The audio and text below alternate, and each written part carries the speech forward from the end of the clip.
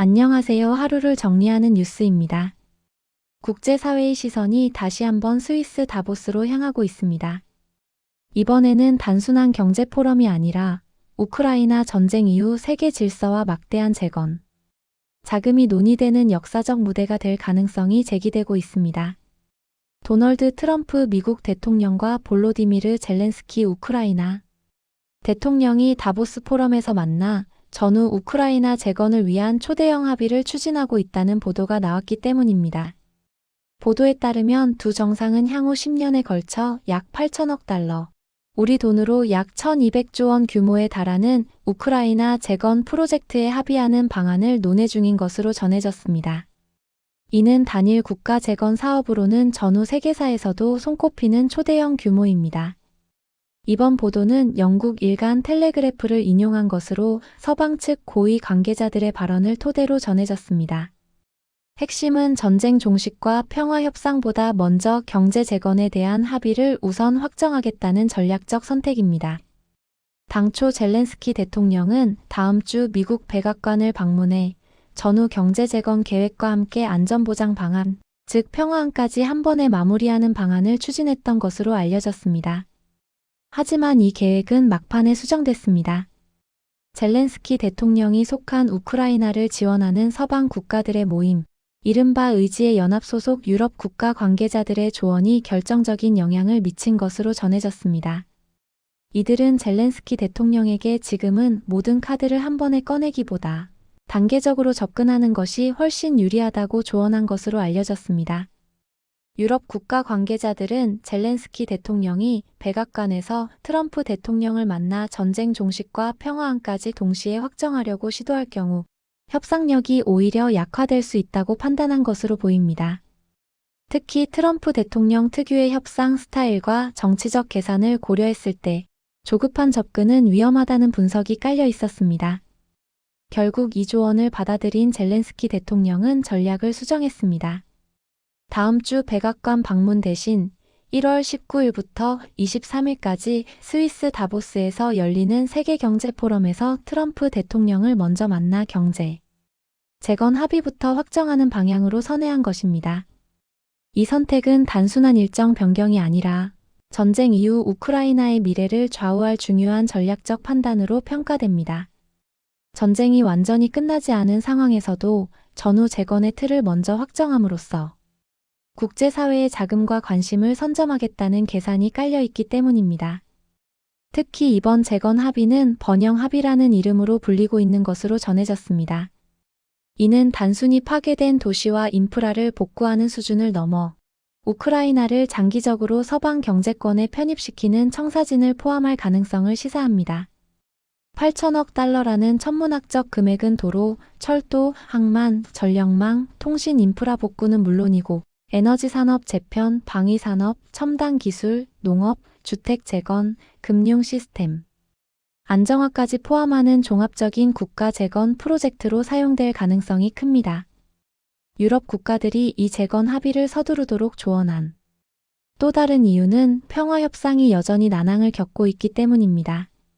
우크라이나 동부 돈바스 지역을 둘러싼 영토 문제는 여전히 첨예한 이견을 보이고 있습니다.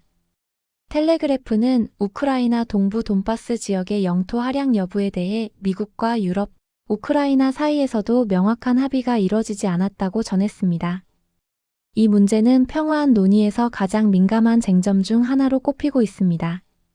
유럽 국가 관계자들은 현재 트럼프 대통령과 지속적으로 논의를 이어가며 우크라이나의 최대한 유리한 조건으로 전쟁을 마무리할 수 있는 평화안을 마련하려 하고 있는 것으로 알려졌습니다.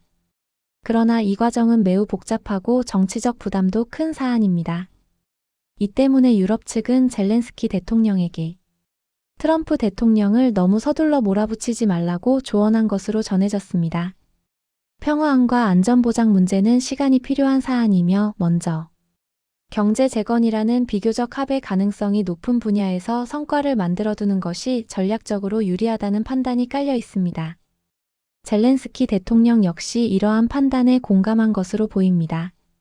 그는 지난 8일 자신의 소셜미디어 X를 통해 우크라이나를 위한 안전보장에 관한 양자 문서가 미국 대통령과 함께 사실상 최고위급 확정을 앞두고 있다고 밝혔습니다.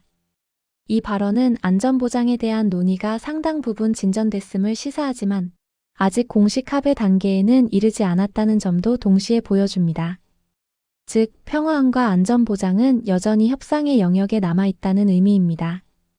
다보스 포럼에서 과연 어디까지 합의가 이뤄질지는 아직 불확실합니다.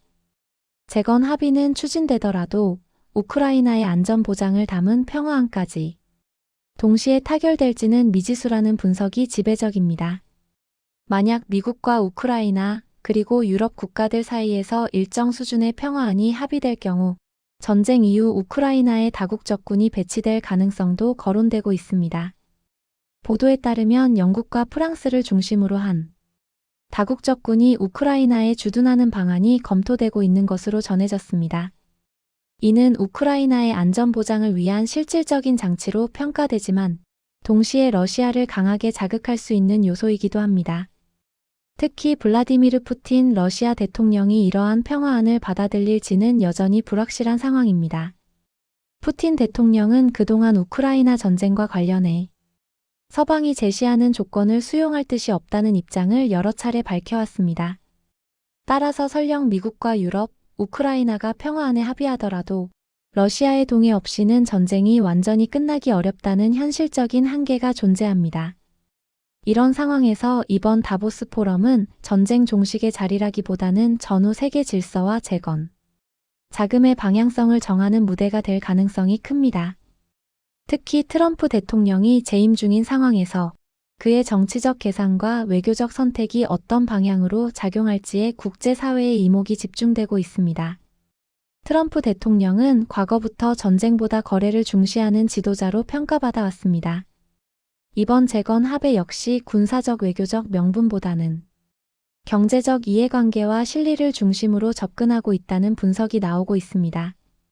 우크라이나 입장에서는 전쟁의 상처가 채 아물지 않은 상태에서 미래를 위한 자금을 선제적으로 확보할 수 있다는 점에서 이번 합의가 갖는 의미는 매우 큽니다. 동시에 이는 우크라이나가 서방 진영에 완전히 편입되는 상징적인 계기가 될 수도 있습니다. 결국 이번 다보스 회동은 단순한 정상 간 만남이 아니라 전쟁 이후 우크라이나의 운명, 유럽 안보 구조 그리고 미유럽 러시아 간 힘의 균형까지 좌우할 수 있는 중대한 분수령이 될 가능성이 큽니다. 앞으로 다보스 포럼에서 어떤 합의가 공식화될지 그리고 이 합의가 실제 평화로 이어질 수 있을지에 대해 전 세계가 주목하고 있습니다. 국제사회는 지금 또 하나의 역사적 선택의 순간을 앞두고 있습니다.